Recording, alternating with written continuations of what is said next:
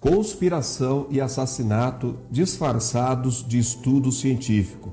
Todo brasileiro precisa saber disso, além da polícia, o Ministério Público e toda a imprensa. O assunto cloroquina, hidroxicloroquina, esteve na mídia recentemente e recebeu tratamento de partida Fla-Flu. Algo me intrigava como médico e comecei a ler toda a literatura científica disponível. Mergulhei então na pesquisa do mecanismo da doença e no mecanismo de ação da cloroquina e hidroxicloroquina. E não é que havia muitas evidências científicas antigas e consagradas do uso da medicação para doenças virais? Mas algo me chamou a atenção. A insistência do Ministério da Saúde em desautorizar a droga. Pior ainda, foi quando começaram a fazer isso usando como referência o estudo fatídico do Amazonas. Vou lhes explicar o porquê. A primeira estranheza foi o Ministério da Saúde e a imprensa inteira começar a usar tal estudo como referência dos malefícios da cloroquina. Um pequeno adendo: a cloroquina é mais velha e mais tóxica que a hidroxicloroquina, mas no estudo do Amazonas foi ela mesma quem foi usada. Mas sigamos com minhas interrogações e observações para que acompanhe meu raciocínio como médico. A dose usada no estudo foi de 900 a 1.200 miligramas por dia durante 10 dias consecutivos, o que acarretou muitos efeitos colaterais e 11 mortes. Mas aí fiquei curioso, por que usaram dessa dose tão alta?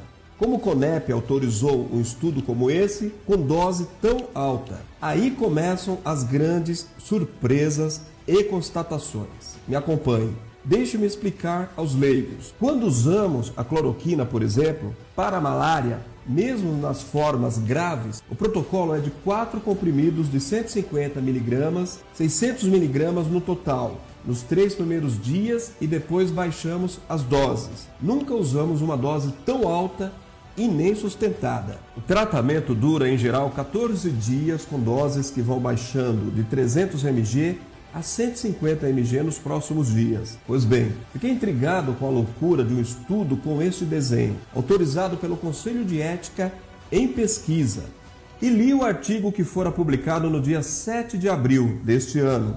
Mas no estudo havia um fato curioso.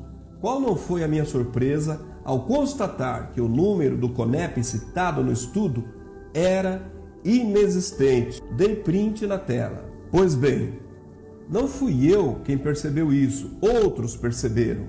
E houve uma veiculação de reportagem no UOL, onde o médico afirmava que aquele estudo sequer tinha autorização para ser realizado. Qual não foi a minha surpresa ao perceber que mais gente tinha visto o que vi.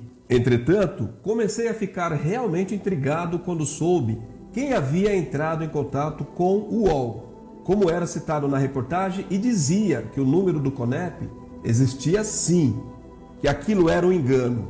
Pois bem, nada mais nada menos que a assessoria de comunicação do Ministério da Saúde, sob o comando de Henrique Mandetta. Mas algo me deixou mais perplexo ainda. O número do CONEP era da data posterior à publicação do estudo. Para quem não entende o que isso significa, vou explicar. Você nunca pode começar a fazer experiências com humanos sem uma autorização do CONEP, onde já se viu o número de autorização do estudo com data posterior à sua publicação. Aí fiquei ainda mais perplexo. Seria possível? Já não podia crer na intencionalidade de atos tão vis. Queria acreditar que tudo não passava de um engano, de um estudo mal sucedido. Mas minha mente e minha intuição me apontavam as evidências de um crime. Fiquei curioso e pensativo.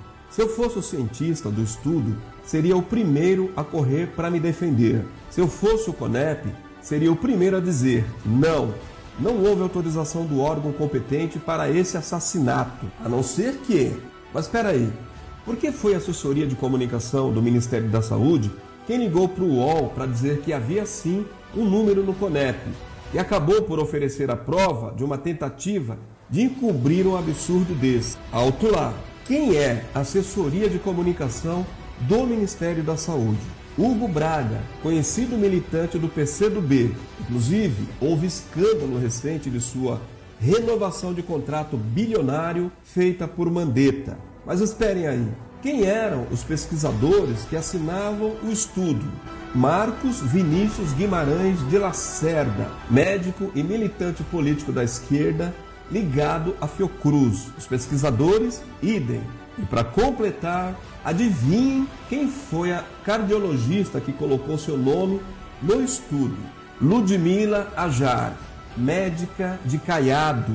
Senhores, se isso não foi uma conspiração e um crime contra a vida e de ordem política, eu nem sei mais o que é crime contra a vida e contra a nação. O autor desse texto é o Dr. Paolo Zanotto. Ele é professor da USP e reconhecido pesquisador da FAPESP.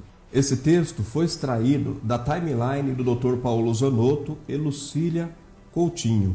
Baseado nesse texto, eu quero deixar aqui a minha pergunta. Quem é que vai responder pelas dezenas e centenas de mortes ocorridas aqui no nosso país? Esse texto precisa chegar ao maior número de pessoas, principalmente aqueles que perderam seus entes queridos, vítimas dessa conspiração e assassinato orquestrados pelo senhor Henrique Mandetta, enquanto esteve no comando do Ministério da Saúde.